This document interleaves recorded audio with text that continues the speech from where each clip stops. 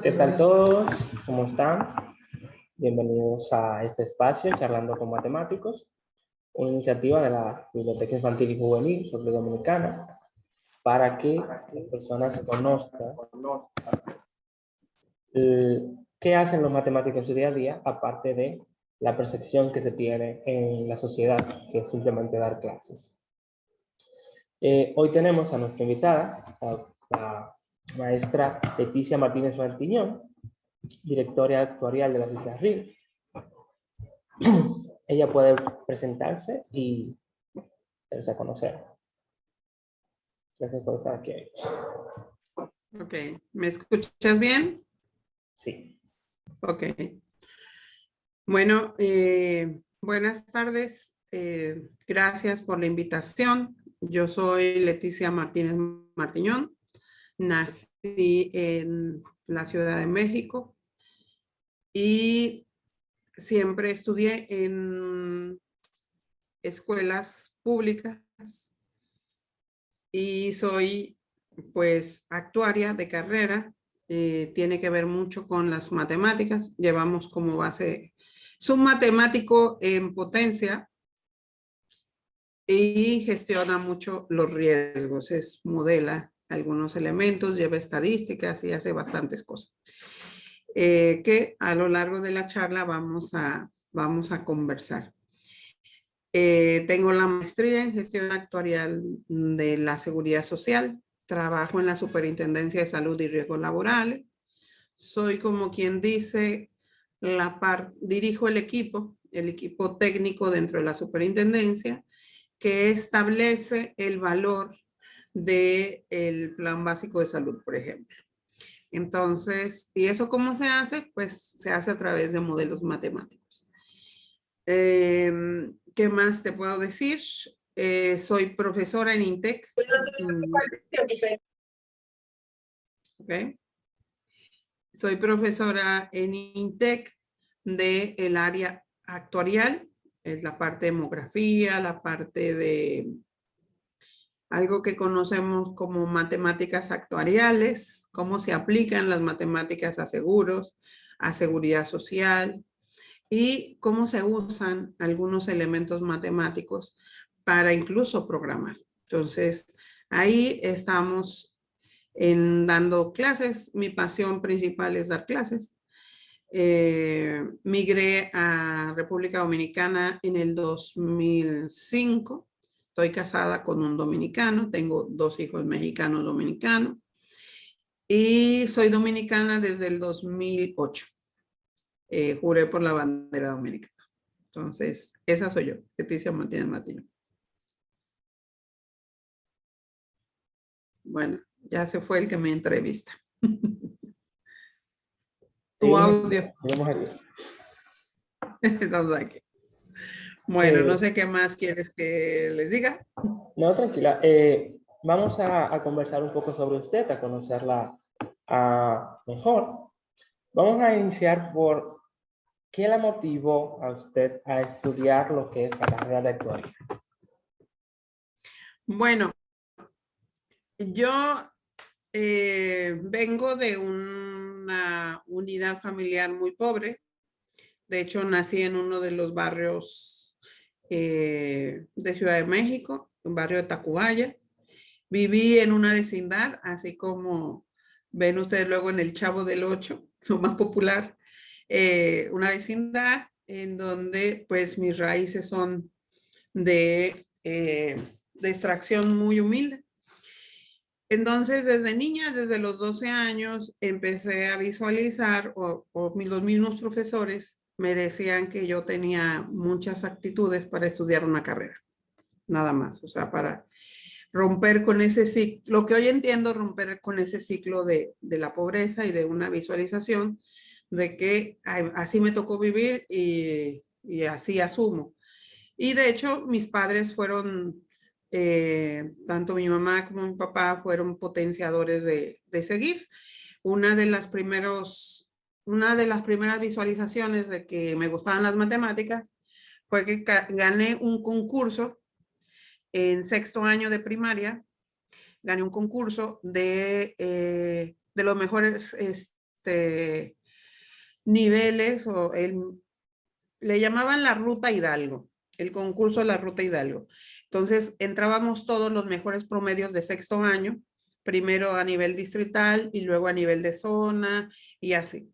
Entonces yo gané el primer lugar a nivel de la escuela en sexto año. Después fuimos y concursamos a nivel de distrito y hasta ahí me quedé, no subí más arriba. O sea, llegué hasta ahí.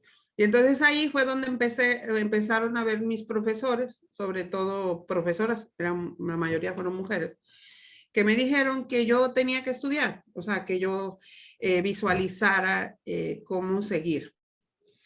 En México, lo que es la primaria, la secundaria, son obligatorios y son públicas, meramente públicas, la mayoría. Hay colegios privados y todo, pero siempre el mayor volumen lo tienen las escuelas públicas. Y el bachillerato, cuando yo entro a la secundaria, después de la primaria, 6 años, después entras a la secundaria, que sería el séptimo de media. Ahí empiezo yo a visualizar que las matemáticas no eran tan difíciles. O sea, que todo el mundo tenía dificultad con el álgebra, con el producto de más por más te da más, más por menos te da menos. Y yo le digo, pero eso es muy básico. O sea, para mí era como algo lógico, algo estructurado, algo así como que era natural. Incluso uno de mis profesores segundo de secundaria, que aquí sería como el octavo, me dijo, mira, tú eres muy buena en matemáticas, tú asimilas muy bien los conceptos de conjuntos, de lógica, no se llamaba así, obviamente nos daban matemáticas, pero no empezaba ahí. Ahora te lo estoy traduciendo en lógica de conjuntos, de causa-consecuencia. Entonces, el profesor, un día me di cuenta que te empiezan a visualizar como la niña inteligente, la niña que sabe. Te empiezan a decir que la única mamá que no fue llamada por el profesor de matemáticas fue mi mamá. Te empiezan a poner como modelo ante las mamás, ante los papás de tus compañeras de secundaria. Entonces dije, mira, es que ella sí entiende, es que ella no sé qué. Entonces eso te lleva a veces a decir enemistades o decir, mira, qué payasa, ¿no? O decir, mira, se cree mucho porque sabe mucho matemática. O te empiezan a juntarse contigo para que hagas las tareas con ellos y toda la cosa.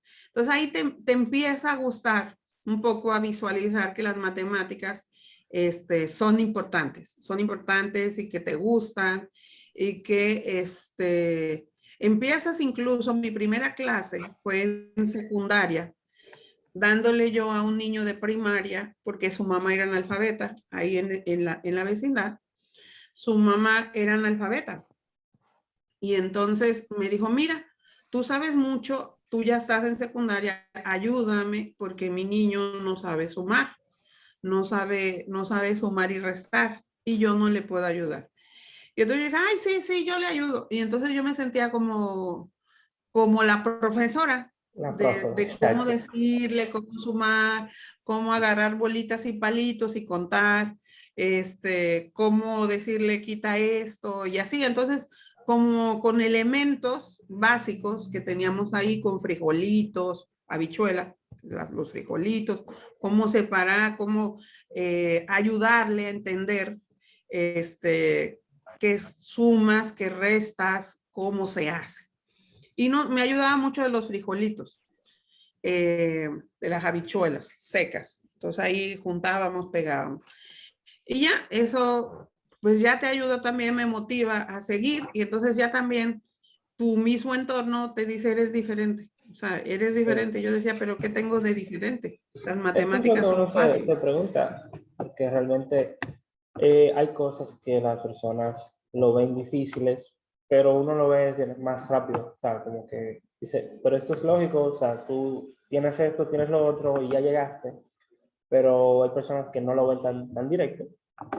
Y entonces ya eso es lo que cuando le toca decidir su carrera se va por la rama de la actuaría. Ya tenías... Me toca decidir porque igual, o sea, nosotros seguíamos avanzando en la vida. Yo quería estudiar química, quería hacer química, pero entra mi visualización de que el material para estudiar química, libros, los tubos de ensayo, las sustancias, todo eso iba a ser muy caro y mis papás no me iban a apoyar en ese sentido. Entonces empecé a buscar una carrera que solamente con la biblioteca, con los libros de la biblioteca y sin meter tanto dinero, o sea, de libros, conseguir necesariamente los libros, me ayudara. Y de hecho, cuando hago el examen para entrar a lo que se llama desde la preparatoria a entrar a la Universidad Nacional Autónoma de México, que haces el examen para entrar al bachillerato en el estadio de fútbol en el Azteca. Ahí nos juntaron a todos y ahí hicimos el examen. Hagan de cuenta como el estadio aquí de béisbol, pero más grande. Ya lo hacen diferente, ya ponen un examen para poder entrar a la universidad, ¿cierto? Ajá, entonces para entrar Más al difícil. bachillerato y luego de ahí del bachillerato tienes un pase automático a la carrera que tú elijas. Okay. Ya no haces examen para la carrera. Entonces ahí nos presentaron la carrera de actuaría, nos presentan la carrera de matemáticas y me presentan la carrera de matemáticas computacionales, que empezaba ahí a visualizarse. Y entonces me decido por la actuaría porque la veo como un elemento de aterrizar las matemáticas.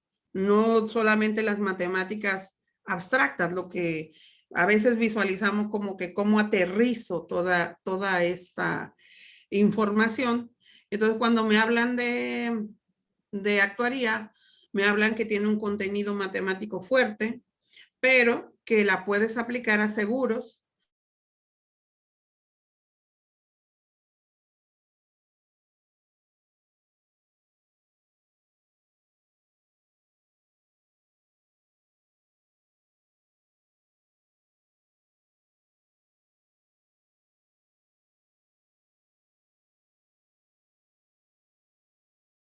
Cuatro materias, 5 materias, para que me dieran el título de matemático. O sea, para tener la doble titularización. Los dos títulos, el de actuaria y el de matemático. Porque yo estudié en la Facultad de Ciencias de la UNAM, donde se estudian los físicos, estudian los matemáticos puros y estudiamos los actuarios y los biólogos. Esas son las 4 carreras en mi generación. Ahora ya le metieron la parte de matemáticas computacionales y elementos que ya se visualizan ciencia de datos y todo este asunto ya más actualizado. Por eso la primera opción no fue matemática, la primera opción fue química. Pero obviamente las características de la carrera de química no me iban a permitir mantenerme en la universidad, porque obviamente el material es muy caro. Y ahí ya la UNAM no te da el material, o sea, tú tienes que comprar el material. Entonces era un ratón de biblioteca para poder minimizar cosas. Me pasaba en la facultad, mi primera clase era a las 7 de la mañana y como no tenía recursos para ir y venir de la UNAM a mi casa, entonces me quedaba en la universidad, me llevaba lo que llamábamos las tortas, son como sándwich, y llegaba a mi casa a las 11 de la noche a hacer tarea, a hacer las demostraciones, a hacer muchísimas cosas. ¿Por qué? Porque optimizaba mi tiempo en la biblioteca. Claro, sí, sí es más práctico. Y ya cuando usted entra a la casa, entra a la carrera, la estudia y ya se gradúa por fin, entonces, ¿dónde comienza a laborar? ¿Dice ya como actuaria, matemática? ¿Dónde inicia su vida profesional? Yo empiezo a trabajar en lo que es el Consejo Nacional de Población. donde se definen las políticas de población en México. Entro con una pasantía y ahí empiezo a visualizar el potencial que tenemos, tanto los matemáticos como los actuarios, para hacer las cosas más eficientes. ¿Qué quiero decir con esto? Empezábamos con lo que se conoce los antecedentes de Excel, que sería el Lotus. El 4 era otra herramienta, era muy parecida al Excel, son como los abuelitos del Excel, Lotus, 4. Y ahí empezamos a optimizar algunos elementos. Como ya en la facultad me habían enseñado a programar en COBOL, en Fortran, en Turbo Pascal, ese es otro elemento. Soy de la generación de la transición. ¿Y qué quiere decir eso? Que yo utilizaba papel y lápiz, pero también empezamos a programar al mismo tiempo. Entonces era la época de la transición. Entonces, cuando entro a trabajar, empezamos a utilizar herramientas que no te dan en la facultad, que no te dan en la carrera, pero como ya tienes ese elemento de causa-consecuencia, de saber programar y en la misma empresa no necesitaba programar, sino lo que necesitaban era utilizar el Lotus, que es una hoja de cálculo igual. Entonces, pues aprendimos a usar Lotus y a programar macros en Lotus. Entonces, ¿por qué? Porque traes esa lógica de causa-consecuencia, de que las matemáticas te ayudan a entender elementos de tu accionar de día a día, cómo llevarlos a modelar algunas cosas, algunas situaciones y optimizar. Eso es lo que siempre preguntan, ¿para qué me sirven las matemáticas cuando ven una materia de cálculo que es muy difícil, muy complicada? Y realmente lo que se está haciendo en los ejercicios no lo van a hacer en su día a día, sino la experiencia que se obtiene teniendo hipótesis y buscando la manera de cómo relacionar esas hipótesis para obtener una conclusión que sea verdadera, que es lo que se busca dentro de la matemática, y así es como se aplica realmente. Sí, fíjate, por ejemplo, en demografía, uno sale de la carrera a veces frustrado. O sea, dice, me dieron tantas cosas, demostré tantas cosas. Y de hecho, por ejemplo, mi primera demostración era demostrar que todo número por 0 da 0. Y nos decía el mismo profesor de cálculo. Y ustedes van a llegar con su mamá o con su papá a decirles, mi primera demostración fue que todo número multiplicado por 0 da 0. Y dicen, bueno, pero eso te lo enseñan desde la primaria, que tú multiplicas algo por 0 y te va a dar 0. Y entonces ustedes van a llegar, sí, pero a ver, demuéstramelo. Y nadie te lo va a poder demostrar, nada más ya lo damos por hecho. Entonces, a veces esas cosas te hacen que tu pensamiento sea en términos lógicos, en términos de que si esto no lo sé hacer, ese pensamiento estructurado que te dan las matemáticas te ayudan a buscar el camino. Sí.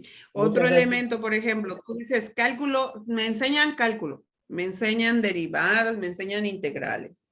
Entonces, cuando tú estás visualizando para proyectar o contar personas, proyectar el volumen poblacional, tú utilizas funciones y utilizas derivadas y utilizas integrales. De alguna manera, pues las integrales son sumas. Es la suma de algo, una integral. Cuando nos empiezan cuando empiezas a entender cómo poder transmitir el hecho de que te entiendan que es una integral, y cuando tú le dices, pues es que nada más son sumas de áreas. Cuando se mide un terreno, tú estás utilizando integrales. Estás el concepto de integración. Entonces, sumas parciales, por ejemplo. Entonces, cuando a mí a veces me dicen, pero cuando tú explicas las cosas de cómo llegas a una prima, un valor, estás sumando, restando, multiplicando y dividiendo. Y entonces, ¿qué chiste tiene estudiar tanto para poder decir que al final vas a sumar, multiplicar, dividir y restar? Sí, lo que estás haciendo es, una vez que construiste todos esos conjuntos de personas, de coberturas de salud, por ejemplo, que son aquellos, quién usa tanto, cuánto se gastó. Una vez que modelaste todo eso, tú llegas a sumar, restar, multiplicar y dividir. Pero tienes que saber qué vas a restar, qué vas a sumar, qué vas a multiplicar y qué vas a dividir. Ese es el asunto de las matemáticas. ¿Cómo haces que los demás te entiendan con conceptos básicos? Yo siempre le decía, no puedes sumar peras con manzanas. Eso nos lo enseñaron desde primaria, que las peras son peras y las manzanas son manzanas. Y eso mismo haces tú cuando estableces una frecuencia de utilización de un régimen subsidiado, por ejemplo, en el Seguro Familiar de Salud, y de un régimen contributivo. Son diferentes. Son acciones diferentes, aunque al final, cuando estás sumando montos, sumas montos, cantidades, cuánto se pagó. Pero una población tiene un perfil y otra población tiene otro perfil Sí, exacto. de Esto es utilización. Estos son importante, por ejemplo, diferentes. cuando he hecho muchas de las tareas que ustedes ponen en las clases y resulta que es mucho, a veces más fácil o hacer el modelo general que abarque bastante y ya luego al final simplemente multiplicar, dividir y ya todo número y listo. Pero hay un proceso detrás para saber precisamente de que de verdad son esos dos números que tengo que dividir y no otros, o si me está dando el valor que yo realmente espero. Eh, Vamos a seguir avanzando, profe, porque el tiempo apremia. Entonces, vamos a hablar de cómo Leticia llega a República Dominicana, ¿sabes? Trabajó en México en el Consejo de...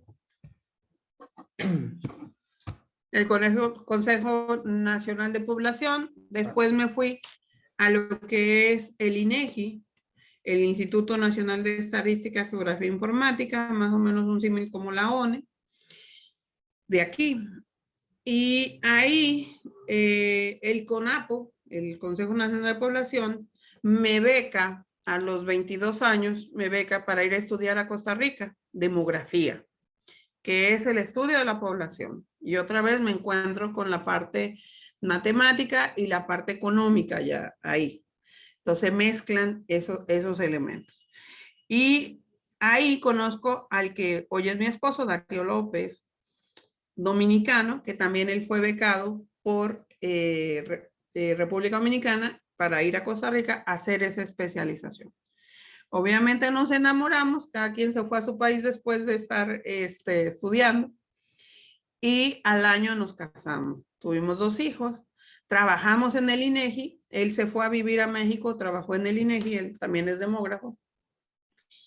Y ahí nosotros aprendimos a lo que es aplicar la parte de estadística, la parte de levantamiento de información, la parte de validación de información, cómo se hacen los censos, cómo se hacen las encuestas y aplicar todos los conocimientos. Y en el 2005 decidimos venir para acá por un cambio, por una invitación de la UNE a venir a aportar nuestro conocimiento a la generación de información. Y después me invitan también en el 2011 a estar como profesora en INTEC. Y del 2005 al 2008 trabajé en la ONE, fui la gerente de estadísticas continuas, que es el levantamiento de la información, sumar toda la información que levantan los registros administrativos, las actas de nacimiento, las actas de defunción, quienes mueren, quienes nacen, quienes se van, quienes llegan. Eso es matemática y eso es de las matemáticas básicas. Y después en el 2008 me invitan a trabajar a la Superintendencia de Salud y Riesgos Laborales, en la cual laboro actualmente y soy, como quien dice, la actuaria de la seguridad social en el campo de seguro familiar de salud y del seguro de riesgos laborales. Dirijo ese equipo. Gracias a usted tenemos las pensiones hoy en día. Ya, vamos estabilizando el sistema. Mencionó que a partir del 2011 entra en 2008 o 2011 entra a lo que es le invitan a la carrera, a formar la carrera de matemáticas, ¿cierto? Entonces, 2011. ¿Eh? En 2011 yo empiezo, pero la carrera empezó en el 2009, 2010. Ok. Entonces, O sea, yo entro para darla, ya para que la primera generación se pueda salir, entro en 2011, darle todas las partes de matemáticas actuariales. Ok. Pues háblenos de cómo fue ese proceso para entrar y qué le pareció, o sea, la iniciativa de formar esta nueva carrera, porque antes de eso no existía la carrera de matemática con concentración en estadística y actuaría, acá en República Dominicana. Entonces, cuéntanos un poco de ese proceso. ¿Y qué tal la experiencia? Mira, de hecho uno aprende cada vez, o sea, siempre aprende, siempre lo van invitando. De la CISALRIL me mandan a un diplomado de ciencias actuariales en INTEC. Y a veces uno es medio arrogante porque dice, ¿qué voy a hacer yo a un diplomado en INTEC de la carrera que yo ya tengo el título, ¿no? Uno medio arrogante, medio así.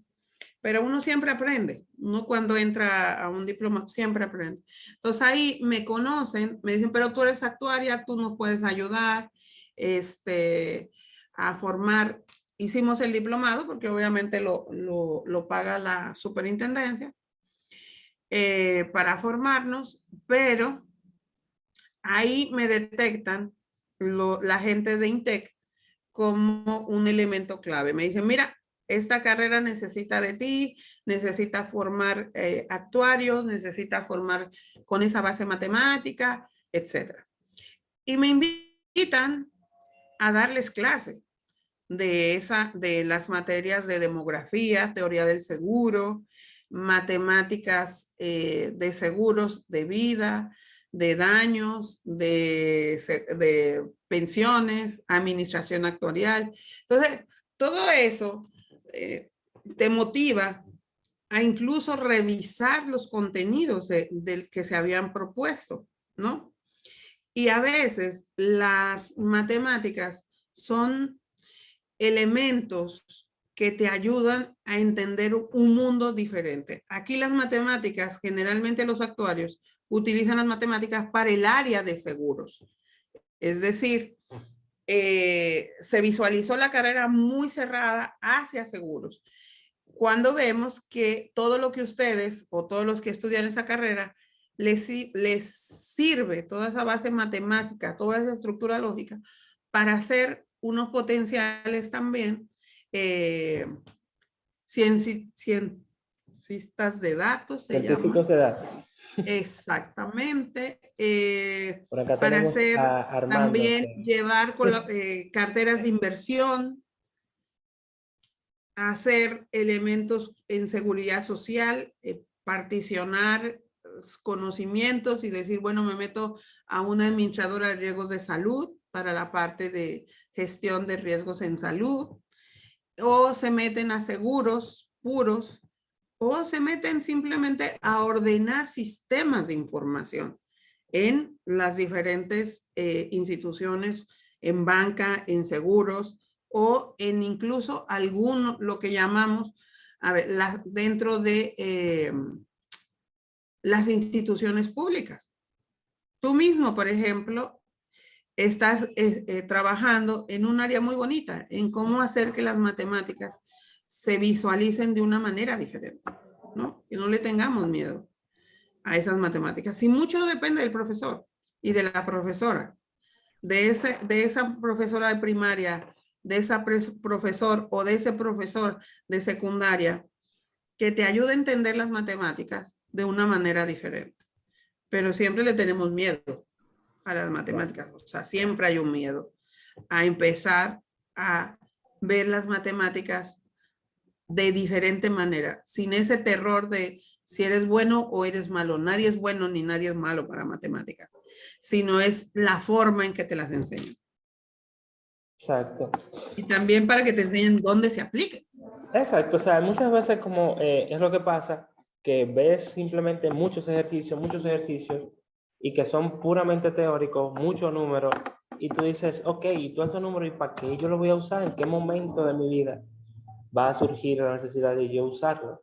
Y entonces el profesor siempre por lo general salta con un ejemplo muy extravagante y poco práctico en la vida cotidiana, pero hay veces que surgen y uno no se da cuenta, pero la termina utilizando.